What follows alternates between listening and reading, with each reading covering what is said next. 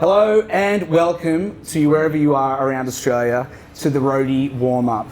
This is a special music industry event for Melbourne Music Week Extended, which in 2020, due to COVID-19, is an even more incredible and elongated celebration of Melbourne's music scene, even more so than usual. Before I introduce our fantastic guests, on behalf of everyone at Support Act, Crew Care and the City of Melbourne, I respectfully acknowledge that we are meeting on the traditional land of the Kulin Nation, and I pay my respects to their elders both past and present, and First Nations people, and welcome First Nations people from other communities joining our live stream today. My name is Luke O'Connor, and I'm the Industry Relations Manager for the Australian Music Industry's charity Support Act.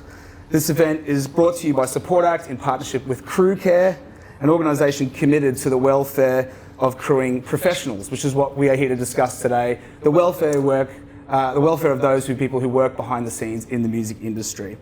If you'd like to learn more about either of those organisations, you'll find both of us with a quick Google, and we'll also put the web address in the comments of your stream today. First of all, I'd like to welcome Holly Norman to our panel today. Holly, how are you feeling? I'm great. That's good. How are you? Very well. Holly is a genuine triple threat, having worked in stage management in the music industry, is also an incredible drummer and a yoga teacher and wellness advocate, and Holly really cares about the well-being of those who work in our industry and loves sharing her passion for mental, physical and spiritual health through yoga and meditation. Welcome, Holly. Thank you. I'm also joined by Tommy the Gun Hopkins. G'day, Tommy. Nice to meet you, sir. Tommy's been around the block more than most, starting out in the lighting game at the tender age of 16. Tommy has been the lighting guy for some of Australia's and the world's biggest acts, here and in the UK. Tommy now operates Fit Life Boxing Gym in Fantry Gully, training people from all walks of life, including boxing champions to people with dementia and Parkinson's disease. Tommy is an active supporter of Crew Care, an advocate for the wellbeing of production professionals, and all-round great guy. Thanks for joining us, Tommy. Kind words. So, what brings us here today for Melbourne Music Week Extended? Maintaining a healthy mind can be one of the greatest challenges to a career in music, even more so for the crew that work behind the scenes. Physical activity, practising mindfulness and connecting with and building a sense of community are three key pillars in maintaining good mental health, and today's Roadie Warmup will help get your show on the road, hopefully.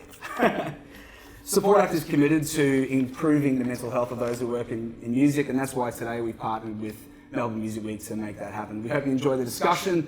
This is all about getting you up out of your seats, in front of your phone, in front of your laptop, whether you're watching live or on demand, to get moving and make sure that your day is filled with a healthier mind and a healthier body. So, with that, what we're going to talk about today is a little bit about the benefits of getting moving for your mental health and send you off feeling tuned up for the day ahead. We'll be asking my guests to take us through some basic exercises that you can do whilst at work or at home to give yourself a 5-minute self-care break each day. Now, to start off, I'm going to get Holly to take us through some stretches and some meditation techniques that you can do right in front of your computer right now to shake off the morning malaise and get your head into an active space. Holly, we're going to go stage right. I'll let you take it away. Beauty, thanks, Luke. All right, so the first thing that I'd always suggest if you're going to do anything with your body, particularly if you're at home and if you're able to, is just take off your shoes. It's just a nice way to, I guess, connect a bit more to the ground and feel a little bit more into the body. So you can have socks and you can have shoes if you have to have shoes, that's cool, but I'm going to start standing up. So you don't need a mat for any of this stuff. I'm just using a mat because I happen to be in a rock and roll bar and it's probably slightly cleaner than the floor. So I just want you to start with your feet about shoulder width apart. Shrug your shoulders a couple of times.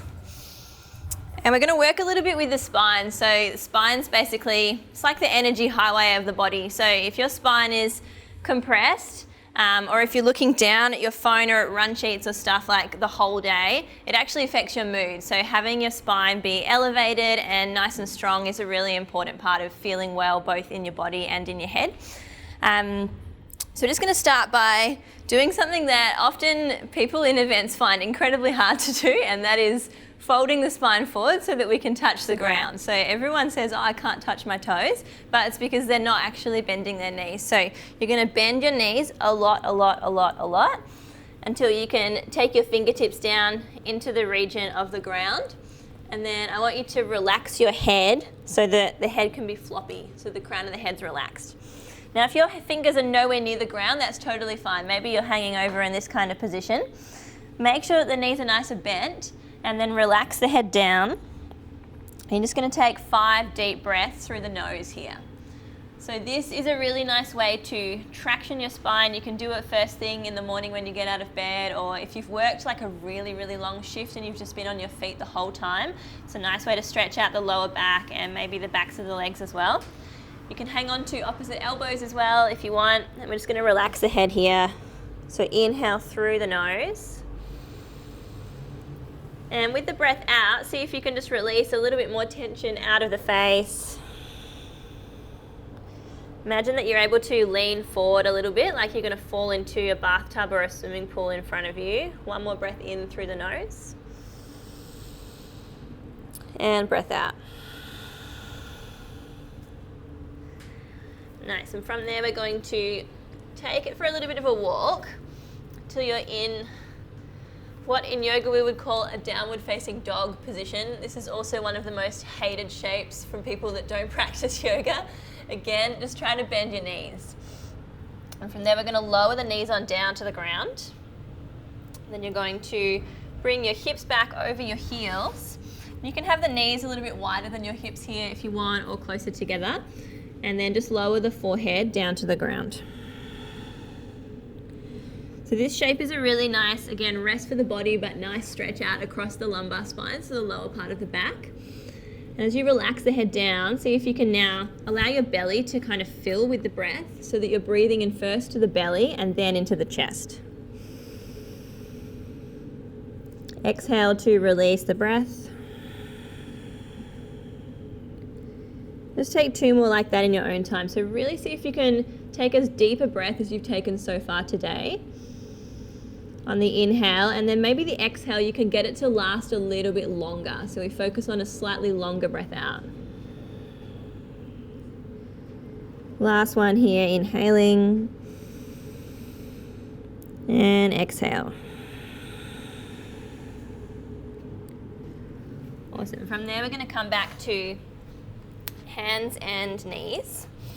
And then we're going to do a little bit of priming for the core here. So probably aware that working with core strengthening is a really important way to prevent back injury in particular.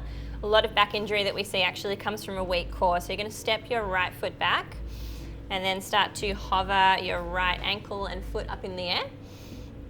And take your gaze about 2 or 3 feet in front of you and really press down through your palms. So imagining you're going to take your belly button a little bit further away from the ground. And then keeping the spine nice and long with the gaze extended. If you can balance there, you're going to reach your left hand out in front of you. Now come back to your breath here. So it's 1 deep breath in through the nose. And a deep breath out through the nose. Press down through your left knee. Press down through your right hand. Keep your face relaxed if you can. 1 more breath in through the nose here. Exhale, plant your left hand down and right knee down, and we'll go ahead and swap it straight over. So step your left foot back. Make sure the toes are really flexed under here as you pick up that left foot. Take the gaze out in front. Protract through the shoulders a little bit so it's like you're pressing the ground away, and then raise the right hand up. Take a breath in through the nose. Try to stay nice and strong and balanced. Keep the gaze fixed on a point in front of you if you like. It's a nice way to keep your balance and give your mind something to do. And then release that right hand down and the left knee down.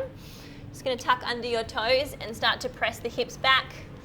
The shape doesn't need to look like a downward facing dog. We're just going to use it as a position to step your right foot in between your hands. Now, if it doesn't quite get there because you're nice and tight in the hip flexors, that's cool. We're going to drag the right foot up there as well. And from there, we're going to come to a lunge shape. So this is probably one of my favorite shapes ever for anyone in the world, but particularly if you do like a combo of a lot of sitting and standing at work. Like I'm a drummer, so drummers have very, very tight hip flexors.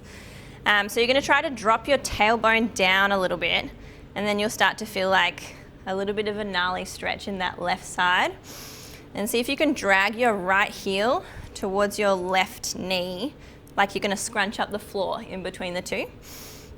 And from there, you're going to raise your palms up over your head and see if you can kind of keep all of that going. So this should actually feel like pretty hard work, even though it looks like it's just a lungerette. Take a deep breath in through the nose. Keep pressing down with your right foot like you're stamping into the ground. Exhale. Awesome. From there, we're going to lower down just your left hand.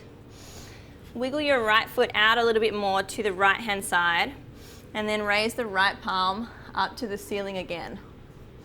So a little bit of a twist for the spine here, as well as working into that left thigh, left hip flexor. Inhale. And on the exhale, bring that right palm back down. Wiggle your right foot into the center. Just raise up off your left knee. If you want a little bit of a challenge, you can step it back to a plank here for one breath. Otherwise, you can just take the hips up again high, bending the knees. Make space to do the same thing now on the opposite side. We'll just take one more deep breath in through the nose. Exhale out of the mouth. And stepping the left foot forward, lower your right knee down. As you come up into your lunge on this side, just notice if the two sides of the body are really different. So it's super common with particularly the hips that you may even have one leg longer than the other. It's actually quite common. So just kind of work with what you've got here. Again, draw the tailbone down. Try to squeeze that front ankle towards the back knee. So you really feel a stretch in this right hip flexor. And then inhale to send the palms up to the ceiling. Now if you can spin your pinky fingers towards the front of your room or towards your front knee, it's going to open your shoulders a little bit more here so that we're not closed off in the upper body. Take one, inhale through the nose. Exhale, maybe sink a little bit deeper into the hips. Inhale. And then exhale, go ahead and place just your right palm now down. Heel to your left foot out to the left-hand side a little bit more. And then take that twisted variation in the lunge. You're going to send the left fingertips up. Just notice how it feels in the midsection of your spine. And then as you exhale, go ahead and release that left palm down. Heel to the foot back to the center. Come up off your right knee. I'm just going to step the feet back and walk the hands towards your feet. And we're going to come back to that ragdoll shape that we took at the beginning. So just hanging the head down again, maybe catching opposite elbows. Come back to your breath just for a couple of rounds here. Exhale, just let the head go really floppy.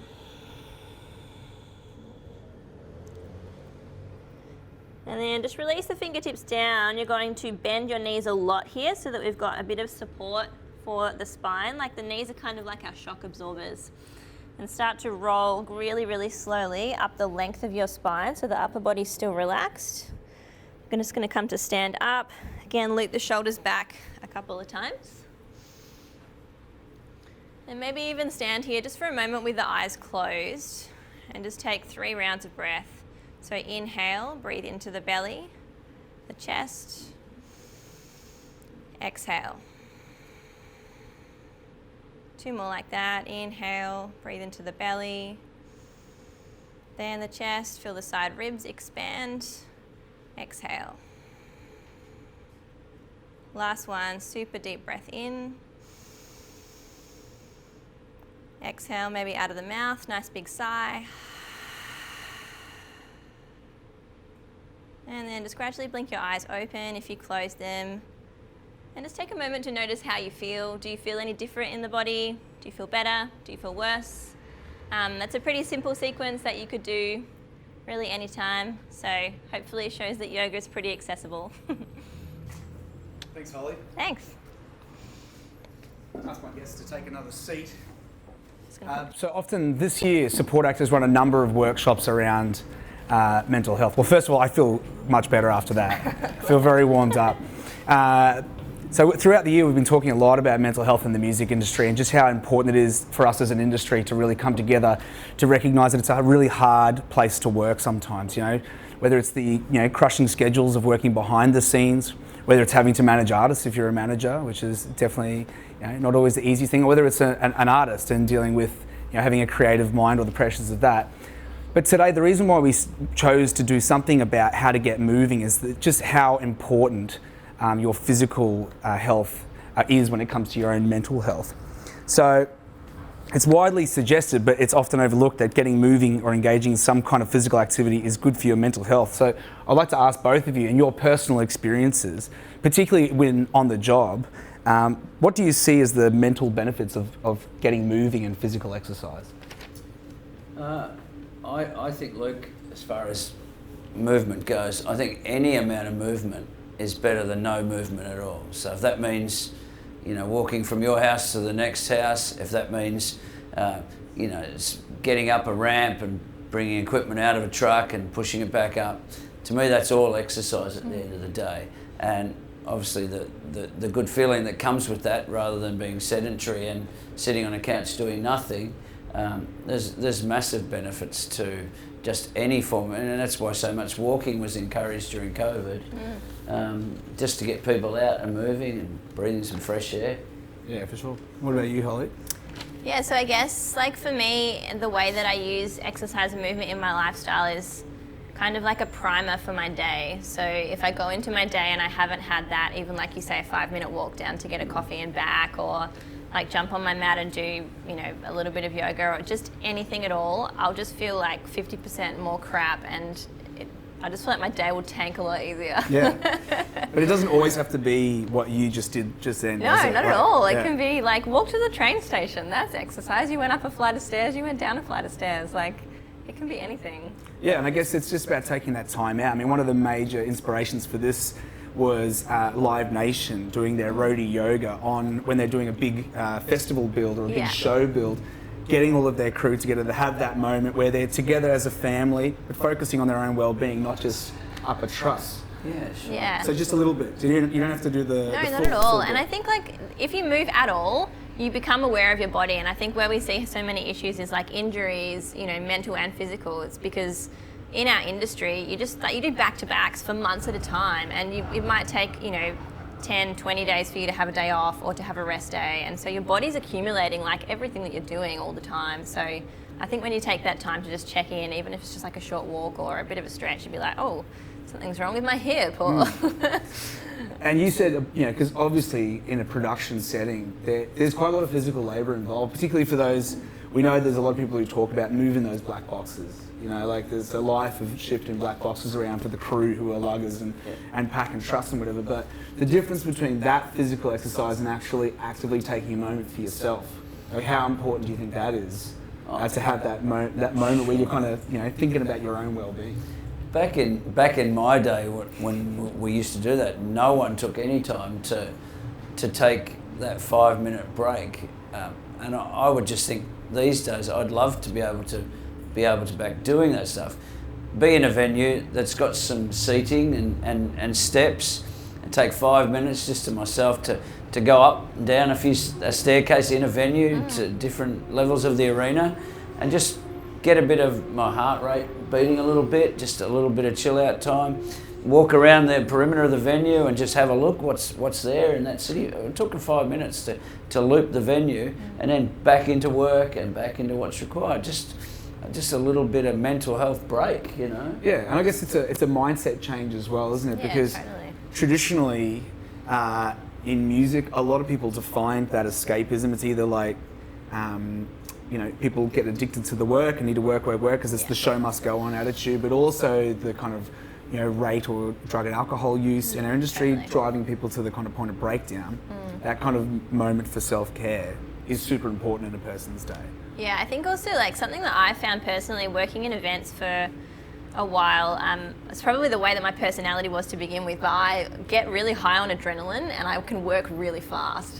So all of that adrenaline is like building up in your system basically. If you're on a build or you're trying to like do a really, really quick bump in, like everything's just working towards that point where you're like, I'm done, okay. But then your body's left with all this adrenaline that it can't get rid of. And I think that's why people are, you know, left at the end of a shift or at the end of a show, just like, oh, you know, I'll have a few beers, or you finish so late you can't get to sleep. So I think sometimes movement can be a good way to rid yourself of like that excess kind of natural chemicals in the body. That's definitely how I use it.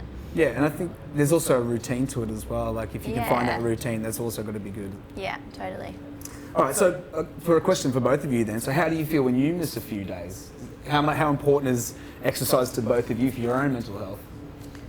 And for you, Tommy, how has it changed for you over the years from where you were? Yeah, so obviously we're not going to go into the deep, dark world of rock and roll 30 years ago. Tommy Hopkins rock and roll. No, we're all aware of those stories, you know, and they're true. And you know, for those that live to tell the tale, I guess, you know, we all came out the other end, and maybe a lot worse and some better for it. I'm pretty happy that I made some changes in my life to go down the avenue of making you know, boxing and combat sports part of my life, and it's been you know, probably the best thing I ever did. But so, I mean, I was in the boxing ring last night with some of our fighters at our gym, and happy to do 6 or 8 rounds of boxing and come out, you know, without too many marks on me. So when I miss things, you know, I miss things like that. It's, I mean, but 99% of boxing and people that train at our facility are not getting hit in any way. So, you know, exercise can be as simple as you want it to be. And I think even if you're a walker and you miss a couple of days of walking, it's, you know, you can be a little bit irritable from that. So it's a matter of setting some routines and try and put it in your diary and try and make it happen. That's right. What about you, Holly? I mean, obviously you're a yoga instructor. Yeah. But how do you feel it when you have that, I really need to get out and do something with my body? Yeah, so I would love to do movement more than I probably do. So you don't just do yoga all the time? No, so I've got a job and a baby, so I'm pretty flat out. Right. But no, when I miss, I try to get at least like a 15-minute little practice for myself, even if that's just like a little 15-minute HIIT workout, or I go for a walk on my own. For me, it's my alone time. So when I miss out on having that movement time, I miss out on my alone time, and I feel like I never have any space to myself because I'm surrounded by people and children all the time, and I just get really pissed off with everyone, basically. Yeah, fair enough. I would as well. All right, so that takes me on to our next question, which is about some of the barriers to getting moving, getting physical. So fitness gear seems to be almost high fashion these days, and we know that although production is changing and there are more and more women coming into the industry, there's still a very heavily male-dominated industry, right? So for those of us who get around in our trackies and, you know, t-shirts with holes in them to exercise, we can look at fitness in the fitness industry and feel like it's not really for us. So what's your advice to overcome this, Tommy? Like, what do you do? All right, so do you rock up in Lycra? Yeah, no, I've just come from work today. So it's the beauty of having a boxing gym is that anything is acceptable. So if you rocked up in your tracky dacks and a Holly t-shirt, you will fit right in. We don't get a huge percentage of the Lycra type scenario at our place, which is fantastic for us. Obviously we sell merchandise, but it's more shorts, t-shirts, singlets and hoodies, but we don't carry Lorna Jane type product or Lycra or anything like that. But I'm sure Holly's got that market covered. Although that stuff can be helpful, it's not necessary. Someone could come straight from a shift. Someone could come straight from a shift into a gym. Absolutely. Yeah. Totally. There doesn't have to be a barrier of not having the right kit. I've had people come to yoga in jeans before, as long as they're not ludicrously skinny jeans that you can't, you know, scrunch your body up into a lunge. Just wear whatever you want. Wear your PJs. It's not a big deal. Okay, well that's good to know. One of the major things about getting physically fit is avoiding injury, and we know being a roadie is quite a physical job. Over the years, it's pretty hard on the body, bad backs, bad knees. What sort of things can we do in our day-to-day life to deal with that and to prevent some of these issues altogether? Yeah, so again, I would just go back to like have a basic movement practice. When you are injured, don't stop moving. That's probably the biggest thing that I feel causes more trouble for people. Like someone's like, oh, I've twinged my shoulder, I've twinged my neck, I've twinged my back, and my doctor told me to just sit on the couch for 6 weeks and not move. Like, that's going downhill fast. Like basically our bodies are made of, there's this stuff that's like in between all of the ligaments and stuff. It's called fascia and it's made of water. So if you stop moving, basically all that water just kind of dries up and you become like a crusty skeleton, and then you're really, really stiff and injured, and your ability to recover and rehab is decreased. So I would say keep moving to prevent injury and just do stuff regularly. Yeah, absolutely. And one thing I should say from the Support Act perspective is that injury is something that we see is a huge driver of people having mental health issues. Yeah, totally. Not just that, people calling our mental health wellbeing helpline about the kind of mental challenges of not being able to work because they're injured, but also the financial impact that injury can have. And so I think adding a bit of exercise into your daily life to help prevent injury is such an important thing. And if you need to find out more information about the helpline and about our crisis relief, make sure you go to our website. But what do you think about how you can prevent injury through exercise? I wish, when I used to work in the industry, I wish I had a foam roller. There's money. Like, even all our fighters come into the gym. The first thing they do, the first thing they spend 10 minutes on a foam roller. Yeah. And I just know if I was in the back of a truck and I'd just done unloaded a couple of semis and I had a foam roller in with my backpack and I could just have a foam roller while everyone's in catering and, cut that short and just roll my back and roll my shoulders, I just know it would make me feel so much better. Yeah. I can't emphasise enough a foam roller. And they're like $6. Yeah. Like they're not expensive. No, they're really, really cheap. Yeah. So, a little bit of stretching and a little bit of foam roller would help a lot as far as reducing, some soreness. And like I said before, Tommy, so many people, particularly as you get older in the production side of things, like roadies who are, perhaps getting older, not looking after their body like they're used to, that can have such a profound impact on your mental health when you are injured. Like, have you seen many examples of that in your career? I think you can relate it to the building industry in a sense where a person gets a job in the building industry, he's a plumber, he digs holes, he does whatever. When he becomes the boss, he becomes the fat boss. Yeah, you get a job in the music industry and you're unloading trucks, and then you become a crew chief, and then you become higher than that, you become the fat crew chief. Yeah, and there's a lot of very offended crew care board members right now. I imagine. Give a shit.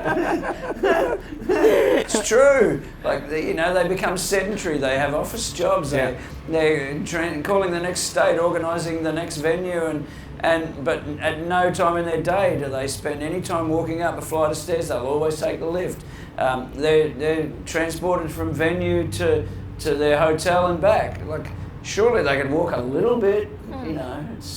But even from a practical perspective, if you're in a physical job and you're starting your day off, if you're not warming up and stretching, that's going to have an impact on your physical fitness, isn't it? Yeah, so everyone's got a car, right? Most of us have a car, and your car needs to be insured and serviced. Otherwise, your car's going to bomb out and you're not going to be able to go anywhere. Like, it's no different. Like, movement, it's like an insurance policy for your body and for your mind. Like, it's something that you can put into the bank pre-work, and I just think you can't afford to be without it. Like, we work in an industry already where, like, if you're injured, you can't work. So get yourself the insurance to, I guess, prevent the injury and give yourself the best chance of being able to continue doing what you like doing. Can I put in there, man? Of course. Yeah. I also find in the industry, blokes, Aussie males, are too tough, too cool and too blokey to, I'm not getting on a foam roller, I'm too cool for that. Yeah, totally. Or I'm too tough to do that. I don't do warm-up, I'm too cool to do a few stretches. But I think blokes are going to get their head out of their ass and start going, hey, maybe she's right. Maybe I need to stretch a little bit. Maybe I could just limber up a little bit before I start unloading tons and tons of gear. Not a real bad thing, but you've got to get over that, I'm a bloke, I don't do that stuff. Yeah, I think that's a really good point, Tommy. Like, I feel like even myself, I'm someone who's fairly open-minded about these kinds of things, but the first time I encountered a foam roller in my lounge room and was told, you should really use this for your back, I was like, I'm not getting on the foam roller. So now we're talking about making sure that everyone who works in production has to have a yoga mat and a foam roller at the start of every shift, pretty much. That's how you're going to reduce injuries on site. People are going to get warmed up, and also everyone's mental health is going to be good. Tommy, I reckon that segues perfectly for you to take us through some of your kind of tips for people on how to stay active. Holly and I are going to exit stage left. Okay, please do. Over to you. So, years ago, I produced this a clip on YouTube. I don't know if it still exists, but it was called the Slab of Beer workout, and again, it was for lazy people who do nothing. And so one of our philosophies at our gym is, because people ring me up all the time and go, I'm just going to get a little bit fitter before I come back to the gym, and I say that's total crap. Just walk in the door, and our theory is do your worst. I encourage everyone to do your worst. 99% of gyms in the world encourage people to do their best. So I say, do your worst. What's your worst? Your worst would be to walk out the front door and walk to your neighbour's letterbox. Oh, that's your worst. In our situation, your worst could be walk in the gym, walk around all the punching bags and walk out the door and come back another day. So to me, doing the bare minimum is better than doing nothing at all.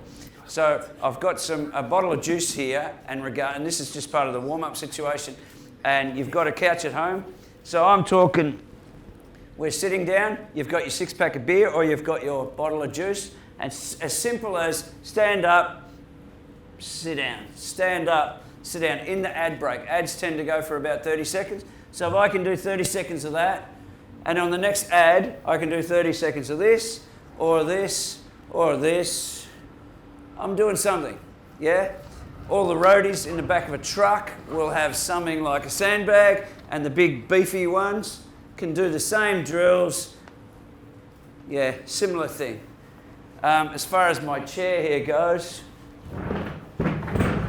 so my chair at home could be used for push-ups, can be used for dips, lunges. If I can't do those ones, I'll do my push-ups here.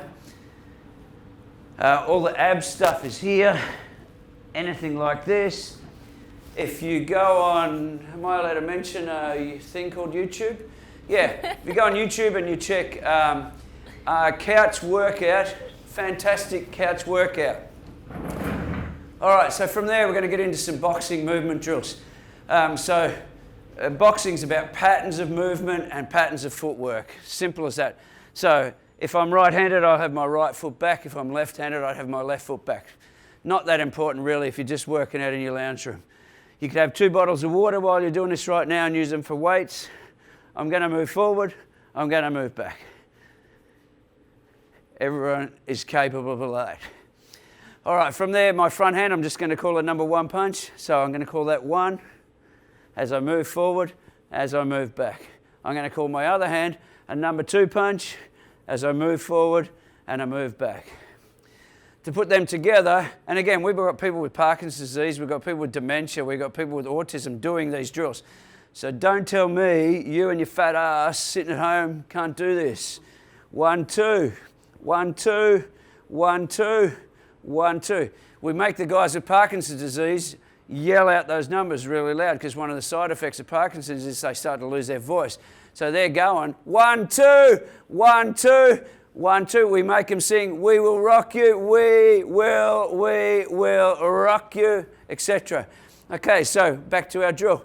1, 2, 1, 2, 1, 2. Moving forward, moving backward. If you've ever watched any boxing event, they also move sideways left, they also move sideways right. So then we can turn this into a little bit of a dance because boxing really is about a dance step. Yeah, I move forward here, I move back, I move to the left, I move to the right.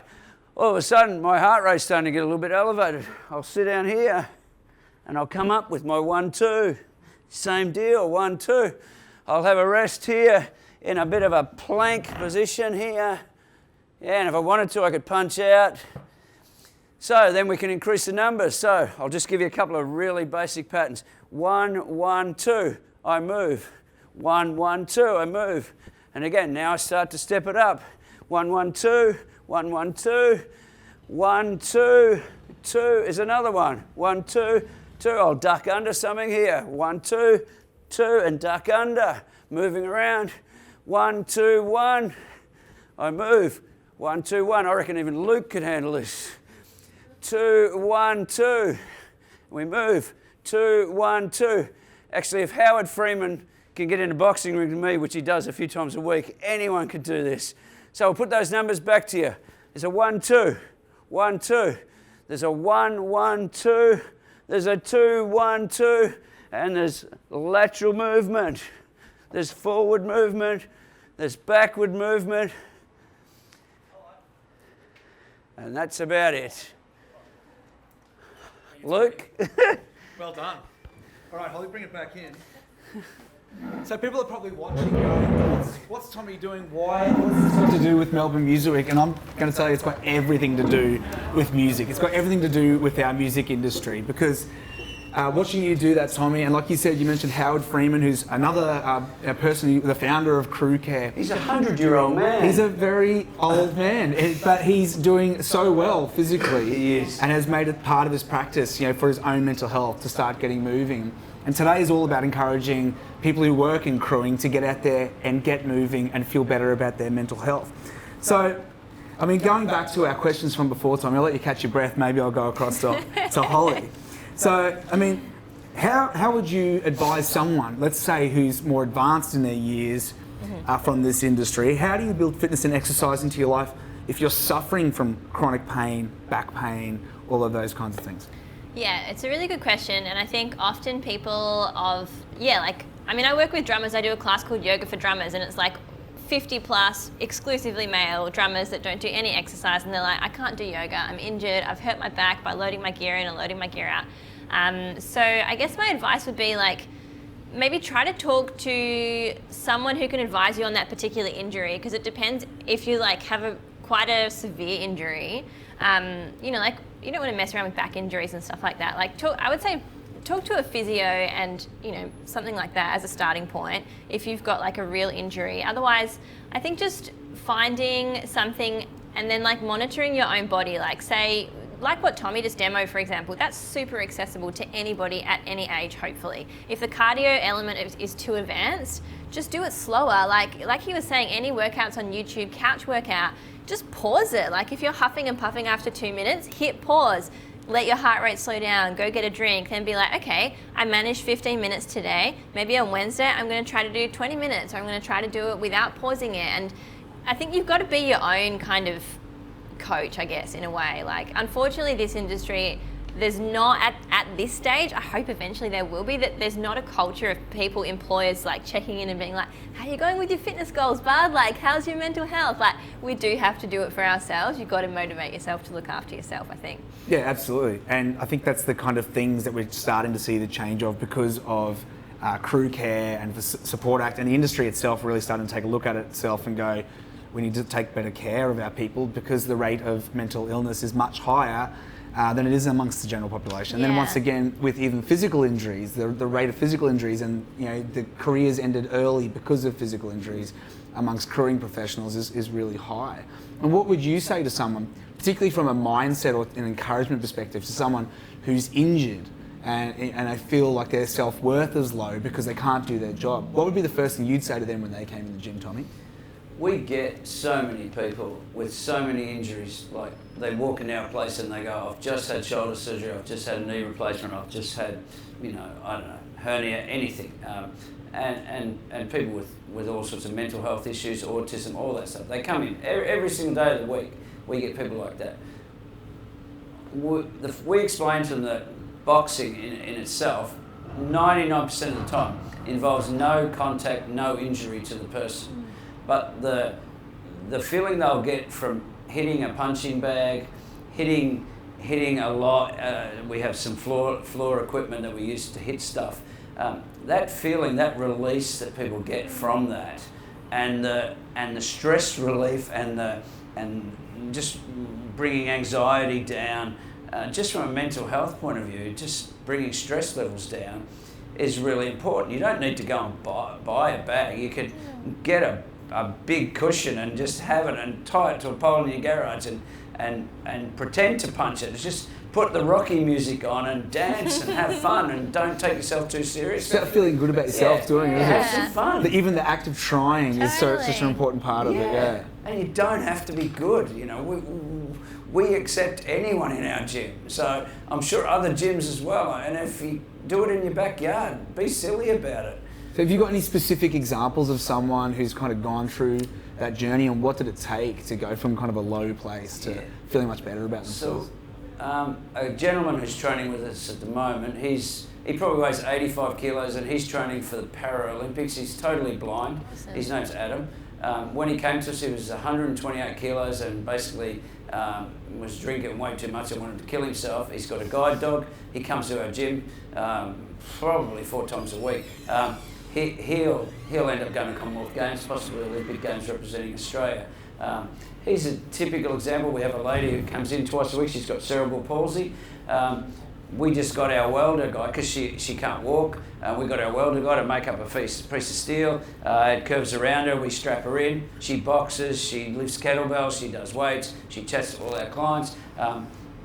Find a way. Find a solution. You know, like don't just wallow in self-pity and listen to something that some doctor said to you. Just don't do anything. Yeah, totally. Do something. Get and just get some fresh air. Can I add something to that as Of course, well? yeah. I was just going to say, in terms of like, you know, if you're injured or where do you start? Like, I think that's, yoga is like, it seems like it's so alienating to people because they're just like, man, I have to be a pretzel and put my feet behind my head and it's too hard and I have to have Lululemon, I'm not doing it, right? But like... That's the exact reason why I haven't started until tomorrow. But I think it's like, for me, once I did start, it's a community thing as well. It's about building a community. So I think when you're alone, you're like, oh, I'm unfit and or injured and or, you know, drink a lot and or just want to stay on the couch and do nothing. But like, just start with one friend. Like, start with a mate that you work with and just be like, hey, do you want to go to boxing after work? You know, let's go to Tommy's gym and just, you know, let's just do one class for a laugh. And then, you know, hey, did you enjoy it? Yeah, I liked it, let's go back. Like, before you know it, you know 5 people at the gym. And then all 5 people are like, hey, let's go to boxing, or hey, let's go to yoga. Like, I think it's that community that builds around it. It's such a healthy thing outside of your work. Like, I think what we see so often in this industry is people that are just, their whole life is their job, and it's not a balanced life. Like, you've got to have something outside, and you've got to have another community of people that you can go to show you different sort of stuff. And I think that start with peers as well, and relationships and friendships as a road into it too. Beautiful. Holly, I think that's the perfect place to end. If you've made it all the way to the end of this stream, or if you're watching it on demand, we thank you so much for being here. This is all about changing our industry, making it a healthier place for people to work. If you are struggling and you need support, go to 1-800-959-500 and call the Support Act Wellbeing Helpline. There's people there who know about what it's like to work in the music industry and are trained mental health professionals to help you. If that's not your bag, and you want to talk to Crew Care, speak to Crew Care, who are the organisation who exists purely for production professionals, advocating for your well-being in our industry. I'd really like to thank Holly Norman and Tommy Hopkins for joining me today. We really hope you've gotten something out of it, because getting moving for your for your mental health is so important. It's equally as important as your physical health. So thank you so much. My name's been Luke from Support Act, and we'll see you next time.